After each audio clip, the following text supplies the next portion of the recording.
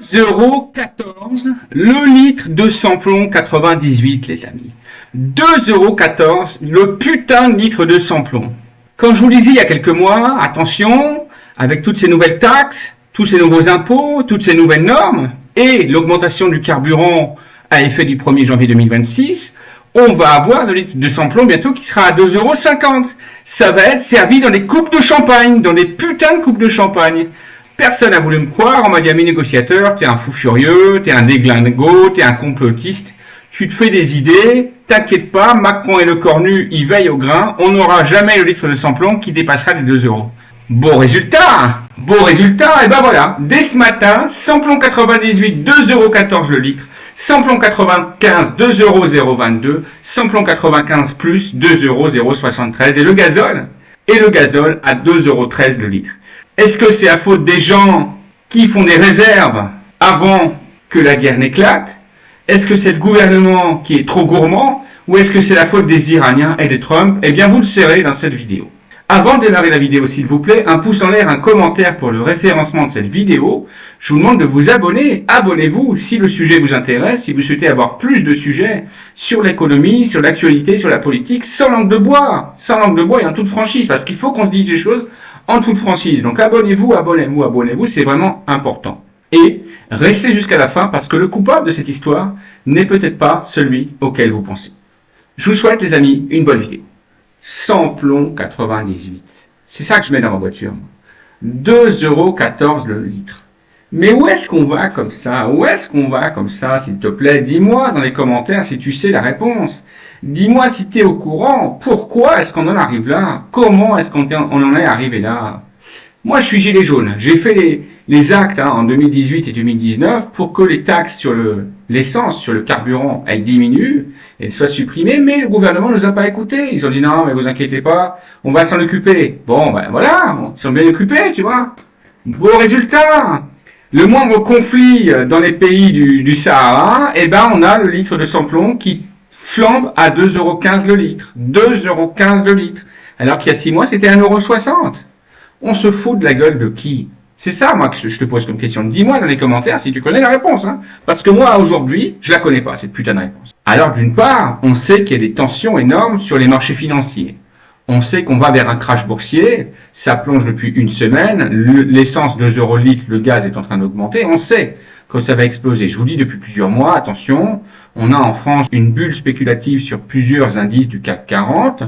On a les valeurs bancaires qui ont grossi, lesquelles les investisseurs se sont rués, qui ont pris de la valeur, mais les valeurs bancaires, c'est une bulle spéculative à elles toutes seules. Pourquoi? Parce que les banques font confiance à l'intelligence artificielle pour remplacer les conseillers et que rien, je dis bien rien, ne remplacera jamais un conseiller et une conseillère. Ils peuvent remplacer les DRH, ils peuvent remplacer le marketing, ils peuvent remplacer la compta, mais un conseiller et une conseillère, tu peux pas la remplacer. Pourquoi? Parce que c'est lui qui te dit si ce que tu vas faire c'est une connerie ou c'est une bonne idée. C'est lui qui te dit attention, là il y a des risques, attention, là c'est bon, c'est safe. Mais c'est lui qui te connaît, tout simplement, qui te connaît. Je sais de quoi je parle. J'ai été conseiller bancaire pendant 10 ans. Alors, non pas que ce soit une bonne expérience, j'ai détesté cette expérience. En plus, dans une grande banque cotée en bourse qui m'a licencié pour faute grave comme un clochard, alors que j'avais rien fait. Au contraire, j'avais dénoncé des magouilles et des fraudes de mon directeur et du responsable des ressources humaines, mais ça c'est une autre histoire. D'ailleurs, je vous la mets en haut de la vidéo, là, si vous voulez savoir mon histoire et pourquoi j'ai été licencié il y a quelques mois, vous regardez cette vidéo juste en dessus. Là. Mais ce qui nous intéresse aujourd'hui, les amis, c'est le litre de carburant à 2,15 € le litre. Alors, est-ce que c'est à cause de la stupidité française? Est-ce que c'est parce que les gens sont tellement cons en France, qui commencent à crier avant d'avoir mal, qui commencent à faire des réserves avant qu'il y ait une pénurie, et que du coup, le fait que chacun fasse des réserves, ça fait une pénurie? C'est possible, ça arrive, c'est déjà arrivé. On sait très bien que, à cause de ça, la France est en train de flamber. C'est possible, dites-moi dans les commentaires, mais moi dans les commentaires si tu penses que c'est à cause des gens, à cause des individus, qui font trop de réserves trop tôt, que c'est en train de péter.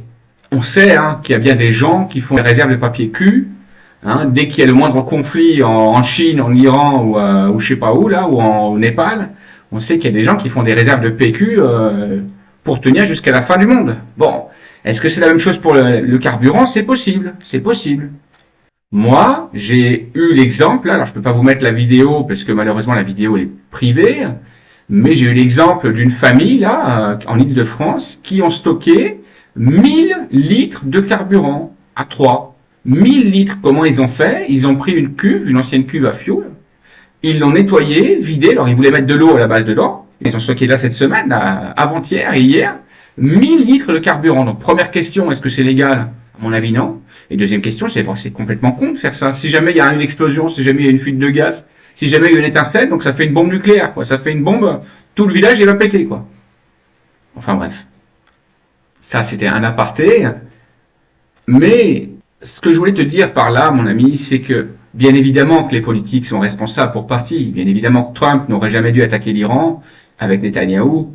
Et bien évidemment que Macron, encore une fois, lui, on lui dit jamais rien. Il n'était pas au courant, il n'a pas été mis dans la confidence, il n'a pas été informé, il n'a pas été impliqué. À chaque fois, c'est pareil. Donc, moi, j'ai quand même une question à poser. À quoi ils servent les présidents de la République des pays de l'Union européenne s'ils sont jamais informés de rien alors? Moi, c'est quand même une question que je voudrais poser, quoi. Enfin, c'est quand même aberrant. Par contre, là, il est spectateur, quoi. Il est spectateur de ça, spectateur de l'attaque contre l'Iran. À cause de ça, le prix du gaz est en train de flamber. Je te rappelle que le gaz a pris plus 100% en 2 jours. Donc, encore une question, comment on va faire pour payer nos putains de factures de gaz à la fin du mois? Parce que si tu as une facture de gaz qui passe de 31 euros, comme c'est le cas actuellement, à 90 euros ou à 100 euros, parce qu'ils sont cap, n'oublie pas qu'il y a la TVA, avec le gaz et le prix de l'abonnement qui augmente. Et donc, comment on va faire pour payer nos putains de factures? C'est Macron qui va nous faire un petit chèque, va dire, bon, excusez-nous, ou le cornu, on va sortir le petit chéquier, on va dire, vous inquiétez pas, on va vous faire un chèque ou un virement. Non, ben non. Ça va être dans le cululu, dans le cul à balayette, encore une fois, encore et toujours, c'est le contribuable et le consommateur qui paye, qui casque, qui paye des pots cassés. Mais comment ça se fait que le mec n'a pas été au courant de rien? Macron, il n'a pas été au courant, il n'a pas été mis dans la confidence? Moi, je sais pas, moi. L'Union européenne, elle sert à quoi aujourd'hui? Rien du tout. Elle ne protège pas, ni contre les guerres, ni contre les conflits, ni contre les pénuries d'essence, ni contre les crashs internet, ni contre les piratages informatiques, ni contre l'inflation, ni contre l'immigration illégale. Alors elle nous sert à quoi cette putain d'Union européenne? À décorer? Si, à payer plus d'impôts. Ça, pour ça, il n'y a pas de problème. Tu peux être tranquille pour payer plus d'impôts, ils sont présents. D'ailleurs, ils se gavent d'impôts. Ils se gavent d'impôts. Donc moi, je persiste à dire que d'après moi, c'est pas à cause du citoyen, c'est pas à cause du peuple que le prix de l'essence augmente. C'est bien évidemment les pétroliers, c'est bien évidemment les entreprises qui augmentent le prix avant même que le prix du baril de pétrole ne soit à la hausse. Ils anticipent la demande et ils augmentent en avance les prix. C'est pas normal qu'une station-service aujourd'hui vende 2,14 € le litre de samplon 98. Ça s'appelle du vol. Et qu'est-ce que fait l'État? Que fait la police? Encore une fois, qu'est-ce que fait l'État? Je vous rappelle que le prix du baril de pétrole, aujourd'hui, il est seulement à 77 $ le baril. Donc pourquoi est-ce qu'on a le litre de samplon 98 à plus de 2 €? C'est bien évidemment, il a pris 20 centimes en une nuit, c'est bien évidemment que les entreprises qui vendent de l'essence, les stations-service, ont pris 20 centimes, 30 centimes de marge à l'avance. N'oublie pas que eux, ils font leur réserve de pétrole une semaine, voire 2 semaines à l'avance, et qui stockent dans les raffineries. Donc ça veut dire qu'ils sont en train de faire leur marge sur notre dos, ils sont en train de faire du bénéfice sur le dos des contribuables et des consommateurs, dans l'indifférence générale, avec apparemment la complicité du gouvernement, parce que lui, il prend de TVA au passage, par ici la monnaie, donc plus le litre d'essence va augmenter, plus les contribuables et les consommateurs, ils payeront de la TVA, et plus l'État récoltera de la TVA. C'est exactement la même chose sur l'électricité, c'est exactement la même chose sur le gaz, c'est la même chose sur l'essence, et c'est la même chose sur l'eau du robinet. Quand est-ce qu'on va enfin se réveiller dans ce putain de pays? Quand est-ce qu'on va enfin dire, maintenant, ça suffit, on arrête de se faire exploiter, on arrête de se faire tondre comme des moutons. Putain, il faut se réveiller à un moment donné, quoi. Comme je dis dans différentes vidéos, mais bon, on me traite d'agressif, de fou furieux. Il faut que les gens se réveillent. Bon sang, bonsoir. Je veux bien le dire poliment, mais on m'écoute pas quand je le dis poliment. Bon sang, bonsoir. Il faut qu'on se réveille toutes et tous. Il faut qu'on bouge. Je sais qu'il y a des grèves qui sont en train d'enfler là parmi les ouvriers pour le moment. Il faut que ça se transforme en grève générale. C'est pas normal qu'on accepte des prix comme ça, des taxes comme ça, des augmentations comme ça. Et par-dessus tout, je vous rappelle que tout ça, c'est à cause de quoi? À cause des lois qui sont passées en 49.3. Donc, on doit dire stop à tout ça. Et si il faut se servir de cet épisode pour faire une grève générale et pour tout bloquer jusqu'à ce que les taxes diminuent enfin et à ce que le pouvoir d'achat augmente, pour nous, pour les concitoyens, pour les consommateurs, eh bien, pourquoi pas? Moi, je suis pour. Mais il va falloir bouger d'une manière ou d'une autre, il va falloir bouger. Sauf à se laisser manger tout cru, encore une fois. Moi, je le dis, je le redis gentiment, hein, calmement. Hein. Moi, ma vie est faite, hein, j'ai 50 balais dans quelques semaines, ma vie est faite, mon gamin, alhamdoulilah, il est à l'abri, et la maison, elle est payée. Ma vie, elle est faite. Mais les jeunes, comment ils vont faire? Les jeunes couples, comment ils vont faire? Les jeunes familles, comment ils vont faire? Eh ben, ils vont crever sur le bord de la route. Ils vont crever sur le bord de la route. C'est fou, ce pays. C'est fou. Abonnez-vous, partagez, réagissez, commentez. Salut les amis, c'était Ami Négociateur.